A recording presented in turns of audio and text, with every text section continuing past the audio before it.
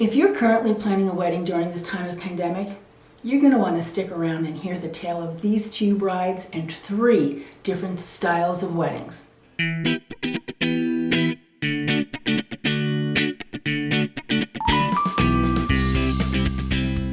Hey everyone, my name is Liz Barbado of Confetti Event Planning and welcome to my brand new channel. Here you will find wedding planning tips, style and design ideas, and recommendations for those couples that are planning on a budget. Today I want to share with you the tale of 2 brides, 3 different wedding styles, and how they made it work inside this current environment of pandemic. So at the time of making this video, we are sitting at Black Friday. It is the day after Thanksgiving, and we have had a modified version of Thanksgiving. It certainly is the most bizarre year ever. As we move into the new year, as we move into 2021, and what I call Pandemic 2.0, because now people are starting to lock down again, you have lots of questions if you're planning a wedding. What do you do? Do you downsize? There's tons of questions. So I thought I would share with you what these 2 brides did and perhaps give you some guidance and inspiration because you can still get married. First off, let me explain the types of weddings that you can host inside a pandemic. So we have a mini ceremony, you have an intimate wedding, you have micro weddings, you have sequel weddings. Those are the 4 that we're going to be talking about today. But one bride did a hybrid version and she combined 2 of them. A mini ceremony or a mini-moni is literally that. It's a small ceremony. You have about 4 to 6 people in attendance and it lasts about an hour. An intimate wedding, you have up to 20 guests. And it is a smaller version of your normal wedding. And then we have a micro wedding, which has up to 50 guests. And again, same thing, same footprint as your larger wedding, lasts about 5 hours. And then you have a sequel wedding, what I call the after party.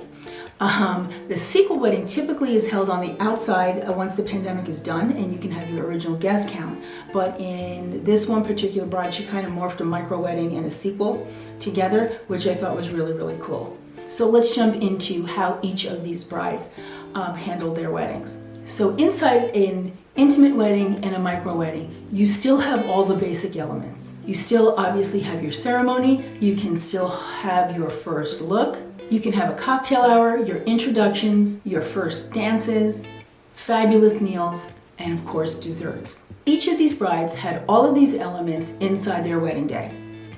So our 2 brides are Cassandra and Jennifer.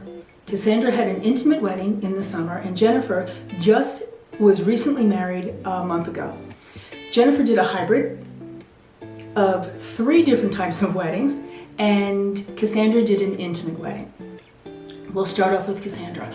Her wedding was an intimate wedding. She had 20 guests, but the ways that she made this super special were she live streamed her wedding. She had a webcam hooked up to a laptop and we situated her laptop so they could see her and her father walk her down the aisle. After the ceremony, this couple moved into their first dance. The venue had cleared a space for them and their guests, their virtual guests, got to watch them do their first dance. And then when they were done, they took at least 10 minutes and came on over to the camera and individually spoke and welcomed all of their guests. They had near 100 people live streaming and they took as much time as they needed. After they were done and they wished everyone well, the virtual streaming ended and this couple went off to take photos and cocktail hour started for their guests. So it was a really, really great demonstration of how you can modify your timeline. This is not something, a traditional timeline is not something that you literally need to stick to. You can tweak it. These are unusual times, so you can certainly do something that is very unconventional. And I thought this was a beautiful way for this couple. Then they came on back and they did their introduction. They sat down to a beautiful meal. They did do their cake cutting. They had a small area for dancing, but most of this party was all seated and enjoyed their time together. What they did, because it was such a small wedding, was that they made everything really super personal.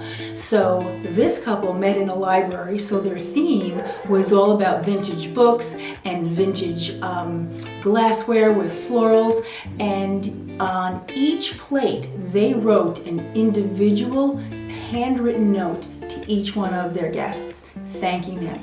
These are the things that you can do to make it very unique and personal, because the size makes it doable. The size of it is not too terribly intimidating. Now hop over to Jennifer. Jennifer had a hybrid wedding. She got married because of COVID. Her date was postponed. We just went into lockdown and she had no choice. So she and her husband got married at a very small, simple ceremony. She wore her gown. She was walked down the aisle. They exchanged beautiful vows to each other, and they had their immediate family in attendance. What this couple did was that they had it video recorded. Their videographer that was going to be there for their full-on wedding was present for this sweet, simple ceremony and videoed the entire thing. Now jump forward to this fall, where things opened up a little bit for everyone, and they did a modified version of a micro wedding and a sequel wedding. So they opened it up and they invited, I believe it was about 70 to 80 guests. Because this venue was outside, they could socially distance everything appropriately. All of the guidelines were adhered to, and every precaution was made so everyone was super safe. They did exceed that, they did bump up that micro wedding guest count a little bit, but because it was outside and they were able to move that footprint out a little bit, it was safe and acceptable.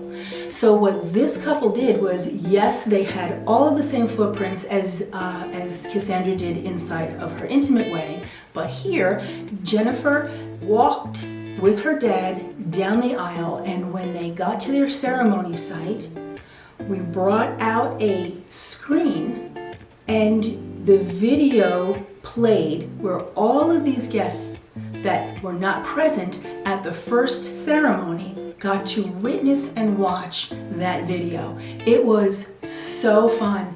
Everyone literally got to see their reactions, the meaning, the tears, and this beautiful couple got to relive it all over again and watch it through the eyes of their guests for the first time. It was so special and such a unique way to utilize your video and include your guests for the first time. So after the ceremony was done, everything fell back into place. They had the recessional, they moved again into their cocktail hour, they had their introductions, they did their first dances, and again, their wedding went according to the traditional format that everyone's typically does. So now let's talk about the differences between the two. They both achieved the same thing, but they thought of unconventional ways to include their guests and family.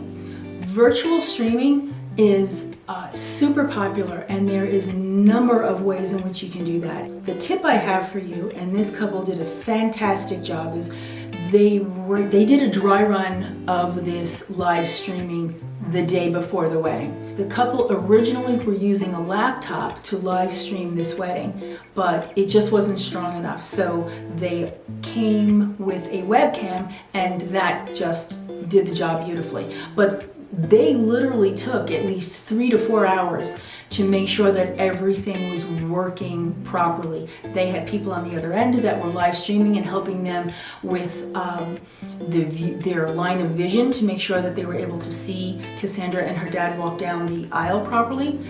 They did audio checks. They were, again, the line of vision for when they did their first dance, and including the conversations that they had with everyone. It took literally about 3 hours for this couple to get all the nuances right. But come the day of the wedding, it was flawless. They did not have one hiccup. Everyone was able to hear and engage and appreciate the efforts that this beautiful couple made for them.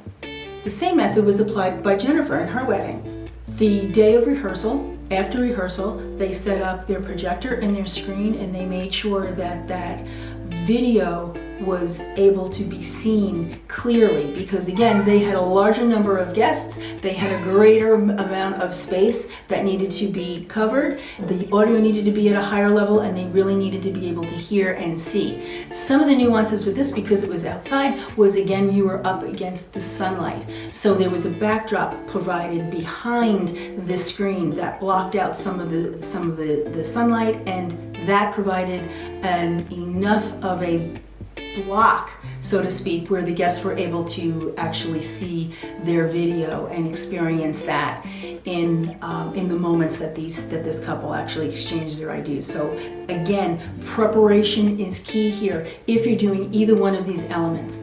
Both of these brides chose to expand upon their wedding weekends because they were getting married with a smaller footprint and with a smaller guest count. It allowed them to splurge a little for their guests and take their bridal parties out and spend weekends. Jennifer turned her wedding weekend into an experience for her bridal party. They went for massages, they spent quality time together, and they might have even rolled in a little bit of a bachelorette party as well. Cassandra did the same thing, again, just on a smaller scale, spending time with those guests that were in attendance, and turned it into a full weekend where they got to share some fabulous dinners.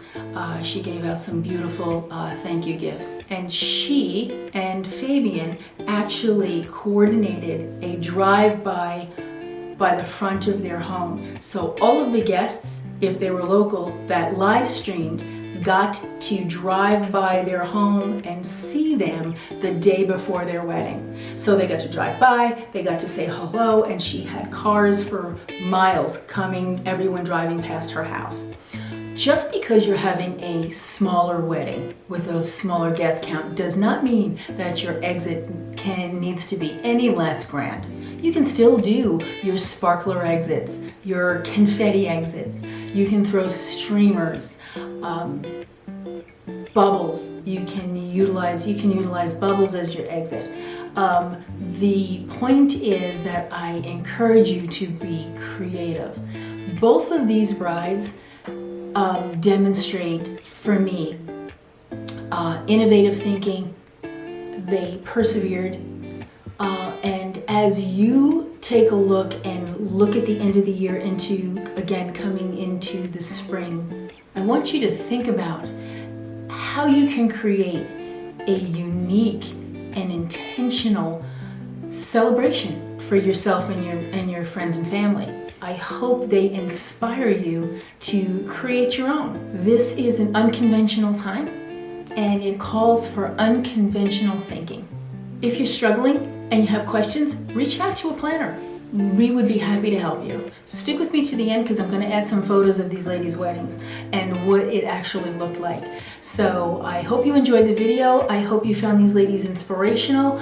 I know I certainly did. So please like and subscribe and help you grow out. And I'll be back soon with some more information and some really cool videos. I promise. Ciao for now.